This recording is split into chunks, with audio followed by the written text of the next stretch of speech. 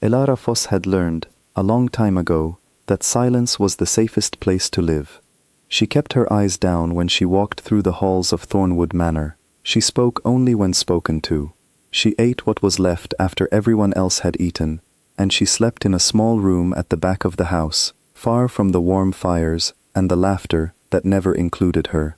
She had lived this way for 6 years, ever since her own pack collapsed and the Thornwood pack agreed to take her in, not out of kindness, but because turning away a lone wolf broke an old law that even Alpha Daemon did not dare to ignore. They called her an Omega. They said her bloodline was weak, cursed, not worth the space she took up. Elara did not argue. She had stopped arguing a long time ago, back when arguing only led to longer nights alone in the cold and colder words the next morning. She told herself that surviving was enough. She told herself that one day things might be different. She did not know that the day was closer than she thought. The autumn gathering was the biggest event of the year for the Thornwood pack. Wolves from neighboring territories came to share news, trade goods, and renew old alliances. Fires burned bright in the great hall, and the smell of roasted meat filled the air. Elara was not invited to sit among the guests. Instead, she worked in the shadows, refilling cups, clearing plates, making herself as small and quiet as possible. She almost made it through the night unnoticed. Almost. It was Alpha Daemon who called her forward, his voice cutting through the noise of the hall like a blade. He stood tall near the center of the room, surrounded by visiting alphas who had come to see how strong and disciplined his pack truly was. He needed something to prove his dominance, something to show these powerful guests that his rule was absolute. His eyes found Elara across the room, and a cruel idea formed behind them. "Come here," he said. The hall went quiet. Elara's hands tightened around the tray she was carrying. For a moment, she considered pretending she had not heard him. But pretending had never worked before, and it would not work now. She set the tray down carefully and walked toward him, her heart pounding so hard she was sure everyone could hear it. "This," Daemon said, gesturing toward her as though she were an object rather than a person, "is what happens to weak bloodlines. This is what becomes of wolves who cannot hold their own power." He turned to his guests, his voice rising with false pride. "I keep her as a reminder. A reminder that this pack does not tolerate weakness." Laughter rippled through the crowd. Some of it was polite, some of it cruel, but all of it hurt just the same. Elara stood still, staring at the floor, waiting for it to be over. It was not over. "Kneel," Daemon said. She felt the word land in her chest like a stone. For a moment, she did not move.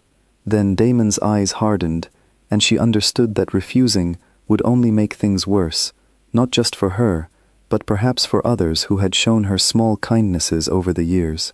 So Elara knelt. She lowered herself to the floor in front of dozens of strangers, her cheeks burning with a shame she had not chosen and did not deserve. The pack around her seemed to feed on the moment. Some of the younger wolves stepped closer, baring their teeth in mock challenge, treating her humiliation like sport. Someone laughed loudly. Someone else muttered something about weak blood staining the floor. Elara closed her eyes and tried to disappear inside herself, the way she always did when the world became too unkind to face directly. Then the doors of the great hall burst open. The wind that rushed in was not ordinary wind. It carried with it a weight, a pressure, something ancient and undeniable that pressed down on every wolf in the room. Elara felt it settle over her skin like a wave of cold water, and even with her eyes closed, she felt the change ripple through everyone around her. One by one, without meaning to, without wanting to, every wolf in the hall dropped to one knee. Gasps rose from the crowd. Someone whispered a name filled with equal parts fear and awe. Elara opened her eyes and turned toward the doorway, and for the first time that night, she was not the only one on the ground. A man stood at the entrance, tall and unshaken by the storm of power radiating from his own presence. His dark eyes swept across the hall, taking in the scene with a calm that somehow felt more dangerous than any shout could have been. Elara did not know him, but she recognized the authority the moment she saw him. This was Cain Ashford, the Alpha King, ruler over every pack in the region, a man so powerful that even Alpha Daemon had only met him twice in his life. Kane's gaze moved slowly across the bowed heads of the Thornwood pack, until it landed on Ilara. He stopped there. Something shifted in his expression, so subtle that only those closest to him might have noticed it. His jaw tightened, his eyes narrowed slightly, not in anger, but in something closer to disbelief. He took a slow step forward, then another, ignoring the frozen wolves around him, as though they no longer existed. Ilara felt her whole body go still under his gaze. She did not understand why the most powerful man in the region was staring at her, kneeling and humiliated, as though she were the only person in the room worth seeing. "Rise," Kane said. His voice was quiet, but it carried through the hall as though he had shouted. For a moment, no one moved, unsure whether the command was meant for everyone or for Ilara alone. Then Kane repeated himself, his eyes never leaving her face. "Rise," he said again, softer this time, almost gentle. "You do not kneel to anyone in this room." Slowly, Ilara stood, her legs trembling beneath her. She did not understand what was happening, but something inside her told her that her life was about to change in ways she could not yet imagine. Kane crossed the remaining distance between them and reached toward her, his fingers brushing carefully at the collar of her worn dress. She flinched instinctively, but he did not pull away. Instead, he tugged the fabric down just slightly, revealing a faint mark on her collarbone that she had carried her entire life without understanding its meaning. It was a small, pale symbol, shaped like intertwined leaves, one she had always assumed was nothing more than a birthmark. Kane's breath caught. "It cannot be," he murmured, more to himself than to her. He looked up, meeting her eyes with an intensity that made her chest ache. "Do you know what this mark means?" Ilara shook her head, too stunned to speak. "This," Kane said, his voice steady despite the emotion behind it, "is the mark of the Valen bloodline, the royal line thought lost generations ago. It is a mark that only appears on the true heirs of that family, sealed by magic older than any pack alive today."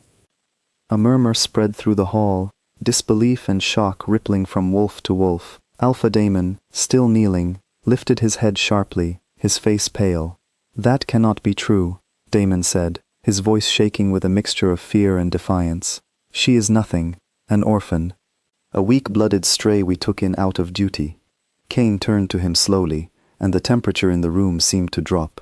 "You dare correct me," Kane said, while kneeling before her. Daemon's mouth opened, then closed again, unsure how to respond. He glanced around at the guests who had come to witness his strength, now watching him with wide, uncertain eyes. "There is more," Kane continued, turning back to Ilara. "This bloodline was bound to mine long before either of us was born. An old promise made between our families, sealed in blood and magic, meant to unite two lines when the time was right. I have carried that promise since I was a child, never knowing when, or if, it would be fulfilled." He paused, studying her face, as though searching for something he had feared he would never find. "I did not expect to find you kneeling on the floor of a hall that did not deserve to have you in it." Ilara's throat tightened. She wanted to speak, but words would not come. Everything she had believed about herself, about her place in the world, was crumbling and reshaping itself in the space of a few short minutes. Kane straightened, and when he spoke again, his voice filled the entire hall with unmistakable authority. "Alpha Daemon," he said, "you have humiliated a daughter of the Valen line in front of witnesses from across this region. You called her weak. You forced her to kneel as though she were beneath you, when in truth, her bloodline outranks yours by right of blood and by ancient law." He let the words settle before continuing.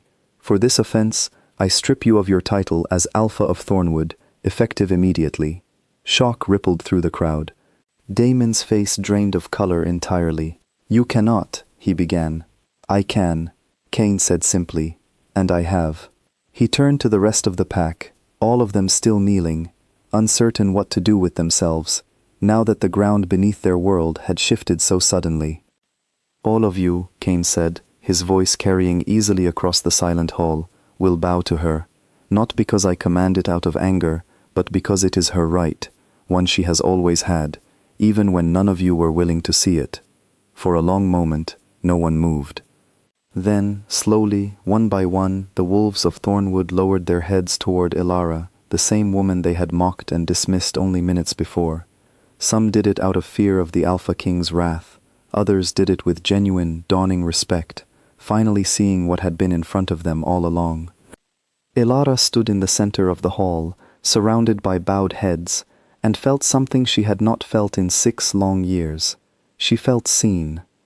Cain removed his own coat and draped it gently over her shoulders, the fabric warm and heavy, a silent gesture that meant more than any words could have. It was a mark of protection, a sign to everyone present that she was no longer alone, no longer without a place in the world. "You do not have to stay here another moment," Cain said quietly, "just for her. You never have to kneel to anyone again." Ilara looked around the hall, at the faces that had once looked at her with contempt and now stared back with something closer to shame and awe. She thought of the years she had spent believing she was worth nothing, believing that silence and invisibility were the only ways to survive. She thought of every quiet night she had told herself that one day things might be different. That day had finally come.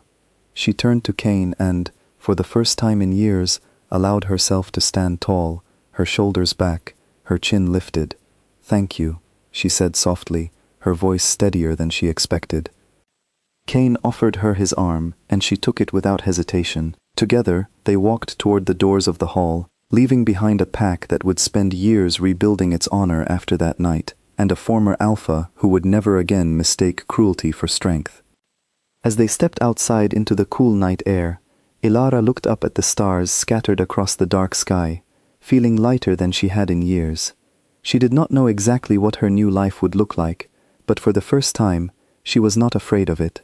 She was ready to walk into it, not as an outcast forced to kneel, but as someone finally allowed to stand. Behind her, the doors of Thornwood Manor closed on the life she had known. Ahead of her, a new one was only just beginning, and this time, no one would ever make her feel small again.